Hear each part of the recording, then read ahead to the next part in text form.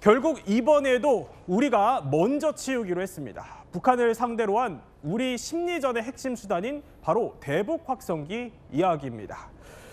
자, 조금 전에 정부의 발표가 있었습니다. 허준 변호사. 그러니까 새 정부 들어서 대북 확성기를 중단시켰는데 이거를 이번에 아예 철거까지 들어간 겁니다.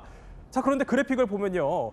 그러니까 북한 김여정이 앞서서 이런 얘기를 했습니다. 어떤 제안을 하더라도 한국과 마주할 일 없다 이렇게 얘기했잖아요. 근데 우리가 그럼에도 한 발 더 나아가서 아니 이런 제안은 어떻습니까 하면서 손을 내민 모양새예요. 그렇죠. 북한은 계속해서 우리를 야멸차게 대하는데 우리는 계속 유화적인 제스처를 한 발 한 발 더 보여주고 있는 그런 모양새입니다. 고정식 확성기 철거 작업에 들어간 건데요. 앞서 MDL, 그러니까 군사분계선 인근에서 이어오던 대북 확성기 방송이 네. 중단이 됐습니다. 방송 송출이 중단된 지 이제 50여일 만인데 네. 6월 11일에 우리 쪽에서 중단을 하니까 다음 날 대남 소음 방송이 중단이 되기는 했어요. 그런데 아예 고정식 이 확성기 자체를 철거한다는 거는 이걸 다시 설치하려면 또 이제 비용과 시간이 드니까 네. 이걸 설치하기 전에는 대북 방송을 하지 않겠다 이런 의사를 어떻게 보면 보여주는 것이다 이런 생각이 들거든요.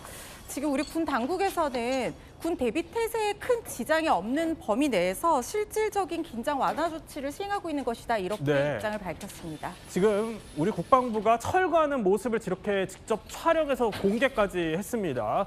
그러니까 이재명 대통령 취임 일주일 만에 대북 방송이 중단됐고 그 이후로 53일 만에 철거에 착수한 겁니다. 자, 이번 조치와 관련한 군 당국 설명도 한번 들어보시죠.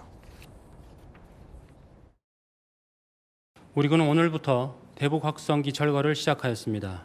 이는 군의 대비 태세에 영향이 없는 범위 내에서 남북 간 긴장 완화에 도움이 되는 실질적인 조치를 시행하는 것입니다. 북한과의 사전 협의는 없었습니다. 북한은 대남 확성기를 정비하는 모습들이 일부 있었고 철거하는 모습은 없었습니다.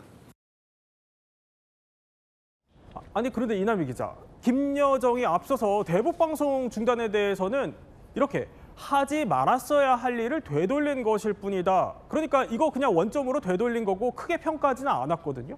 그러면 중단해서 철거로 나아간 거면 이거는 좀 북한이 반응하겠어요? 일단 좀 지켜볼 것 같아요. 어쨌든 6월 12일 날 대남 방송 자체는 중단을 했습니다. 근데 조금 전 저희가 영상에서 보신 것처럼 북한에서 아직 대남 방송, 그러니까 확성기를 아직 철거하는 모습은 보이지 않는다고 했는데요. 지금 추가로 우리에게 북한이 바라는 게 있단 말이에요. 조금 네. 뒤에 설명을 하겠지만 그렇기 때문에 일단 좀 지켜보는 분위기로 하지 않을까 싶습니다.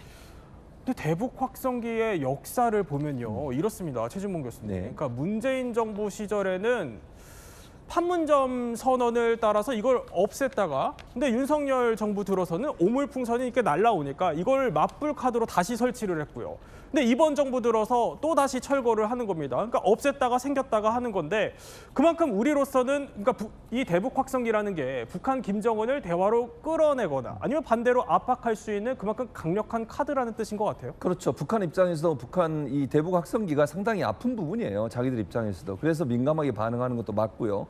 그런데 이제 우리 정부 입장에서는 어쨌든 남북관계 개선을 위해서 뭔가 행동이 필요하다고 판단했고 네. 1차적으로 대북 확성기 방송을 중단했더니 북한도 중단을 함께 했으니 이제 한 발 더 나가야 될 수밖에 없어요. 근데 누군가는 한 발을 먼저 떼야 돼요. 북한이든 우리든. 그렇지 네. 않고서는 남북 간의 관계 개선이 어려워지지 않겠어요. 계속 대치가 되고. 그런 상황이기 때문에 우리가 먼저 그러면 대북 확성기 스피커를 다 철거하는 것을 먼저 하면 북한이 또 어떻게 하는지 지켜봐야 되겠죠. 그리고 만약에 북한의 변화가 없으면 우리는 더 이상 나갈 수 없겠지만 북한이 우리의 반응에 대응해서 또 다른 어떤 변화가 있다고 하면 우리는 한 걸음 더 나가서 조금씩 한반도의 평화 정착을 위한 노력들을 할 것으로 예상이 됩니다.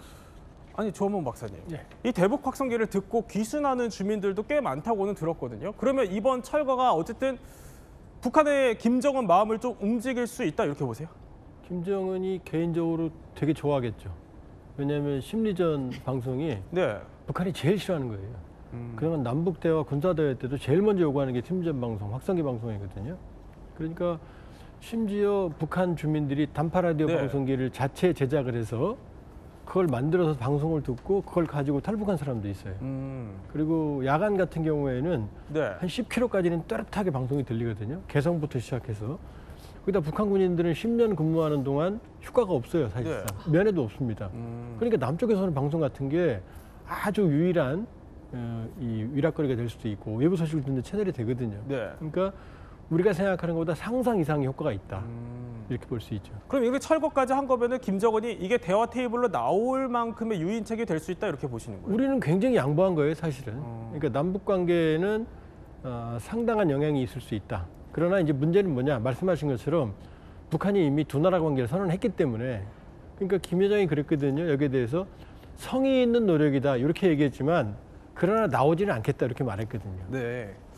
자, 그러면 이번 조치에 대해서 김정은이 화답할지는 더 지켜보도록 하겠습니다.